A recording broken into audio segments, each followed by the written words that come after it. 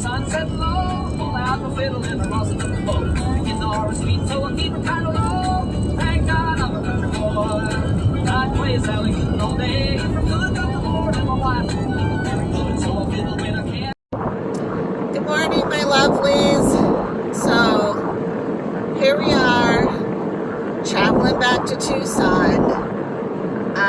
Last night, I left my parents' house in Bisbee about 7:30 after my 7 o'clock exchange, and went over to Sierra Vista area to hang out with a bestie and her fam because it was family game night, and it was really fun. And I stayed till about 10 because I figured I'd get home about 11:30ish, and that was good time for my final night drain.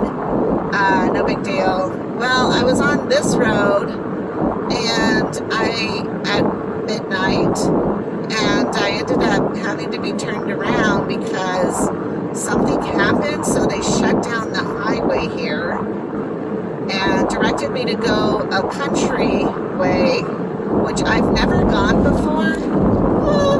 The road is rough. So I called my friend and was like, I don't know what to do. I've never been that way. Google keeps sending me around and around.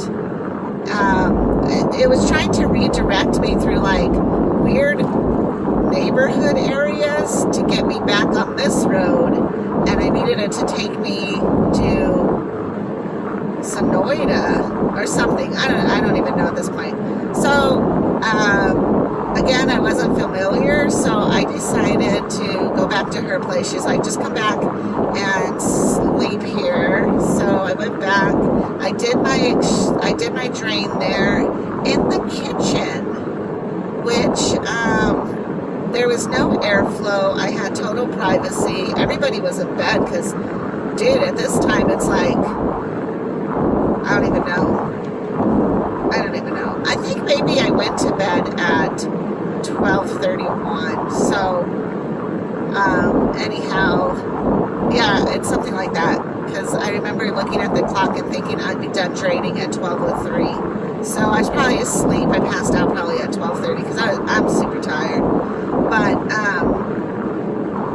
anyways, it was perfectly fine. Like, I know you're not supposed to do an exchange in open area because you really want to be shut off from contamination, but they didn't have any little kids and there was no pets in the home, and so, you know, it worked out lovely. And I just thought it was really kind of cool. Like, it wasn't an emergency, but it was kind of an emergency.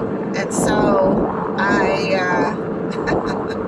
had to do what I had to do, man. So I did my exchange, my drain, and then went to bed and got up at almost a little after 4:30 because I still have to do my 6 o'clock exchange.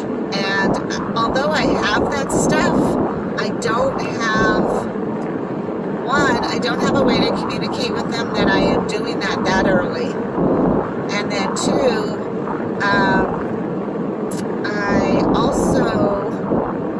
I need a high source to put my solution bag on.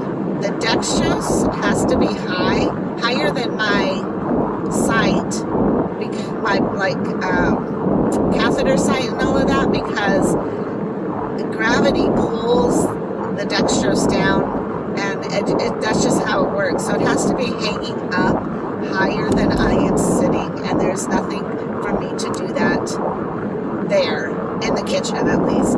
So I decided to just get up early, come home, and then just try to get there as quickly as I can, because what happens is if I don't get it in early, it just throws off my timing. And so tonight I am going to my friend's birthday party, and so I didn't plan on being filled a solution. Plus I don't want to an hour in to go all the way home to drain.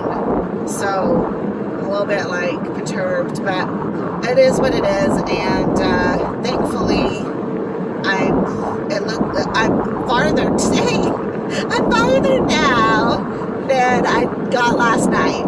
So I'm almost to the freeway, thank goodness. I did stop by the local little convenience store, and the shop owner there said that there was a fatality and some kind of car accident. I guess there's a drunk driving situation, and so it wasn't good, and you know, and that's so sad, you know. So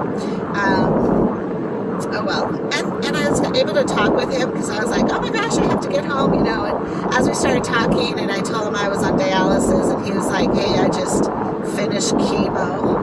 And so it was really cool to talk to him about, you know, like our struggles with the unknown and just overcoming like serious diseases, man, and trying to just live day by day. And he said that he just barely started working again because he was so wiped out, even doing the night shift, and mostly all he does is stock. But he's like, man, you know, just stocking was incredibly painful and tiresome, and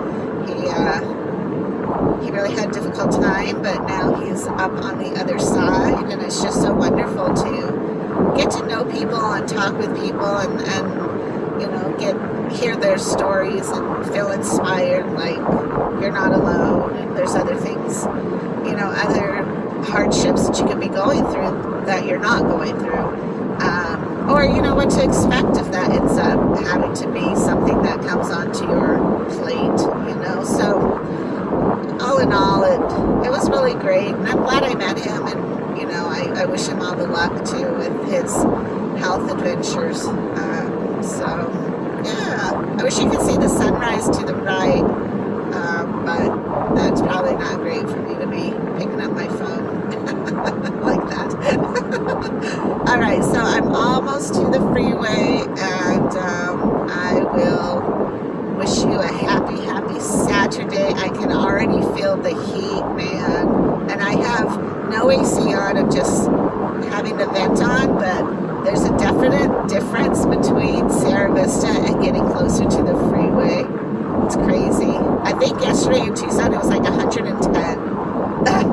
Disgusting. And then I got to Bisbee, and I was like, Dad, why is the house so hot? And he's like, I don't know, it's a hot day.